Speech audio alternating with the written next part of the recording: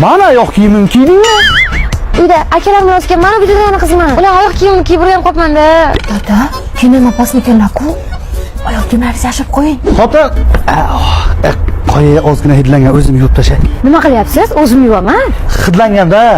Shu hidmi? Meni akalarim futbolda shunday oyog'i sasib kelardi. Uni oldida o'yitding-ku.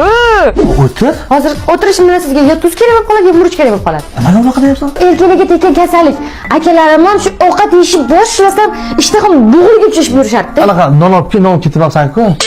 Qanday baxtliman. Kelin kirishlari bilan shu ishlardan qutuldim. Uxlamaysizmi? Kirib uxlayvergin, men o'zingga xurrak o'tamanda uxlayolmaysan. Bemalol uxlayvering. Meni 4 ta akam traktorda itarlardi. Ko'chadan o'tib ketayotgan odam bularni uyda kechasi yer ag'daryapti deb o'ylaydi. Nimamcha meni peshonam yarqiragan. Kallang ichida akalar bilan o'sgan qiz uylangan ekanda. Mashina supurgan. O'rtalaringiz boshlanmaguncha. Mensiz klubda bitta mashina bo'larkan bo'lsa, eshagi rava bo'ladi. Siz ham o'yarib yo'qib ketdingiz-a? Qachon ko'rishamiz endi? Ha, hormang. O'g'aynim telefon qilyapti. Hali ham tushunmadingizmi? Men 4 ta akam bilan o'sganman. Bunaqa fintiz o'tmaydi.